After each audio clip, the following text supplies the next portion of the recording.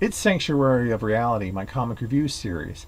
Sometime during the course of Church and State, as if they didn't already have enough to do, Dave Sim and Gerhard teamed up with Kevin Eastman and Peter Laird to make an issue of the latter pair's monumentally popular series, the Teenage Mutant Ninja Turtles.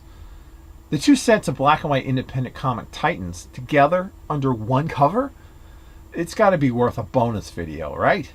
Yeah. So here's issue 8 of Teenage Mutant Ninja Turtles, which doesn't seem to have a title aside from Teenage Mutant Ninja Turtles and Cerebus the Aardvark.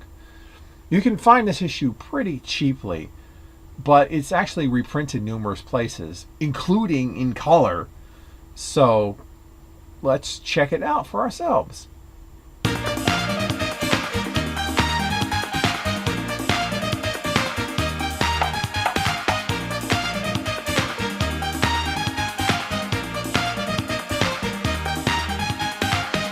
Renee, an apprentice time master, steals the magic scepter of her boss, Lord Simultaneous, and teleports to New York City in 1986, where she ends up encountering the Teenage Mutant Ninja Turtles.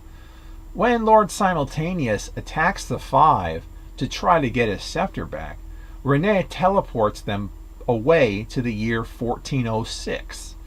There, Cerebus, the barbarian Aardvark, is on a mission to steal some scrolls from a fortress commanded by a demon sorcerer named Savini.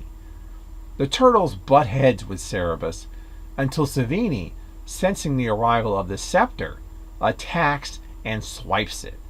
Trapped in this time without the scepter, the turtles and Renee strike a deal with Cerebus for him to hire a mercenary army to get the scepter back, as long as they also help him gain what he wants as well. As such, Cerebus lies to the mercenaries, claiming Renee is a witch who has granted them all invulnerability for a single day. They actually believe him and storm the fortress, giving Cerebus and the turtles the chance to break in during the commotion.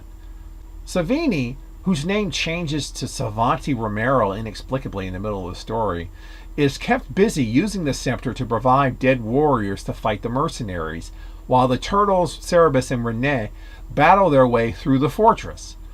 Eventually, the group discovers the sorcerer's location, but he captures them easily with the powers of the scepter. Suddenly, Lord Simultaneous appears. Will he be able to stop Savanti and save the group? Or will he even want to? This isn't really that great an issue of the Ninja Turtles, nor is it anywhere near really a decent Cerebus story. I don't know, I read through the first 20 issues or so of TMNT Volume 1 a few years back, and I seem to recall that this was actually the first one to break from the continuity, that nice meaty storyline chain that was running through the book prior and actually afterwards. It was all like one continuing tale, and then all of a sudden you get this jarring tale. It pops out of nowhere and has no relevance to anything else. As a result, it's probably the first disappointing issue in that book's run. So it's a throwaway tale, though way too long at 45 pages. Cerebus is the guest star. He feels like a guest star. That's done right. He's completely in line with his character, because Dave and Gerhard wrote his dialogue, or that's actually Dave wrote his dialogue and Gerhard did worked on the art, of course. But so it feels right, and it's great because he's supporting character. He's got a brief role, but he's memorable, and so that's part's excellent. But it's that the turtles also feel like guest stars in their own book. Too much emphasis is wasted on Renee and as the main character. It just seems like this was a backdoor pilot for her own series, and considering they gave Fugitoid his own one-shot, it's not surprised if they intended to try to spin her off as well. So we don't really get much of the Ninja Turtles interacting with Cerebus, so that kind of feels like a missed opportunity. I'd like to see them running around and Cerebus eating pastrami sandwiches and shouting "Wahoo!" That would be fun. And then they color him purple. Yeah. Interesting to note, Peter Laird later tried to retcon out this issue because he thought Dave wouldn't give permission for it to be reprinted.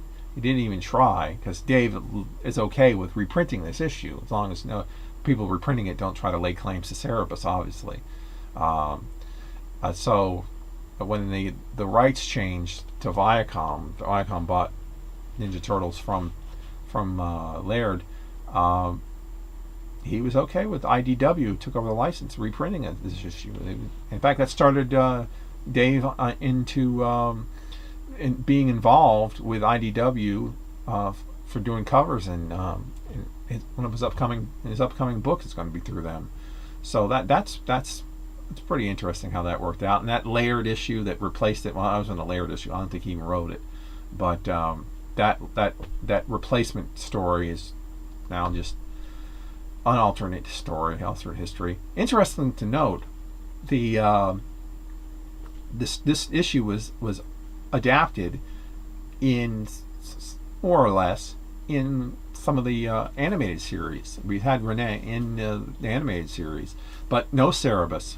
Not like Usagi Yojimbo, who is an independent comic character who appeared on the cartoon series.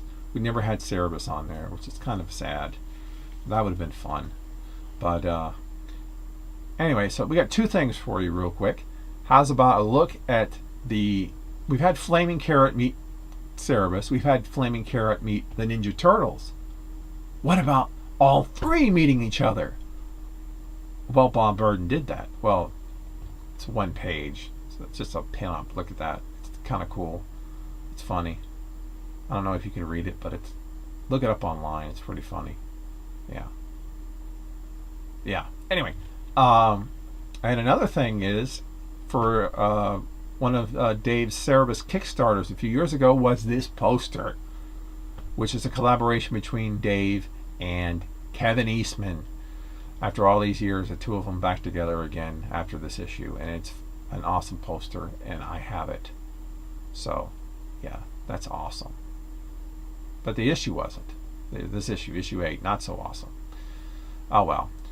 Look for at least one more bonus video coming in the future. That'll probably be like around Cerebus issue 200 or so. It'll be the Spawn issue, of course. It will be the last bonus video for Cerebus. So look forward to that later on. These bonus videos, they take a lot out of me.